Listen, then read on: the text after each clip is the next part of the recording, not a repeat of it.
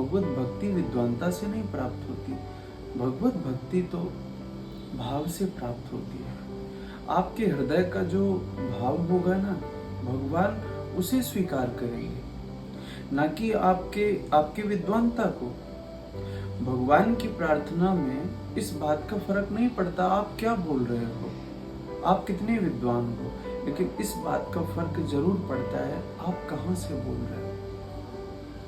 इसी संबंध में एक बड़ी प्यारी सी बोध कथा है जो मैं आपके सामने प्रस्तुत करूं। किसी एक चर्च में एक पादरी जाता था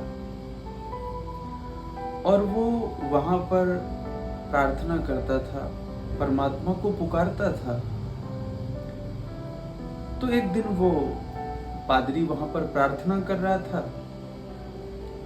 तो कुछ ही समय बाद एक छोटा सा बालक उस चर्च के अंदर आता है और उस पादरी के बगल में खड़ा होकर वो भी कुछ भगवान से कहने लगता है।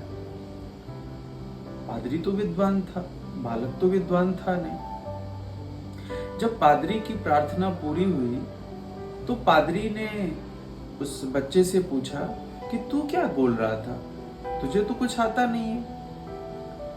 तो वो बालक बोला कि मैं प्रार्थना कर रहा था, मैं प्रभु से कुछ बोल रहा था।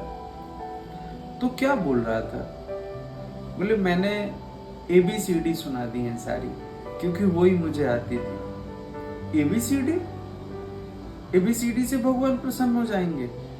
बोले हाँ, मैं तो हर रविवार को आता हूँ और मेरा नियम है कि हर रविवार को आकर मैं 5 बार प्रभु को ABCD सुनाता हूँ और ABCD सुनाने के बाद बोलता हूँ कि हे प्रभु, ये जितनी भी ABCDयाँ हैं, इनमें से जो भी प्रार्थना या जो भी शब्द आपको रुचे, जो भी आपको अच्छा लगे, वो आप ले लीजिएगा मेरी इन ABCDयों में, क्योंकि सारी प्रार्थना के अक्षर, सारे वर्ण ABCD में ही तो आते हैं, का से लेकर के ज्ञा तक, आ से लेकर के का तक, जितने भी अक्षर आते हैं इन्हीं से तो प्रार्थना बनती है बंधु। आपको क्या लगता है कि उस पादरी की प्रार्थना जल्दी स्वीकार करेंगे प्रभु, या उस बच्चे की प्रार्थना स्वीकार करेंगे? शायद आप समझ गए होंगे कि उस बच्चे की प्रार्थना में सच्चाई है, सरलता है और भाव है, और भावग्राही जनार्दना, मेरे प्रभु भाव को ही पाते हैं। इसलिए भगवान की हम सेवा करें, हम प्रार्थना करें, हमें कुछ नहीं आता, हम अज्ञानी हैं, लेकिन भाव होना चाहिए। यदि भाव है तो प्रभु प्रसन्न है।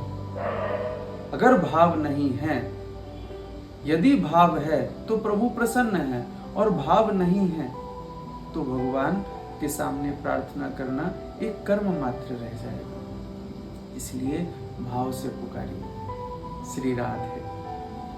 जय बिहारी जी।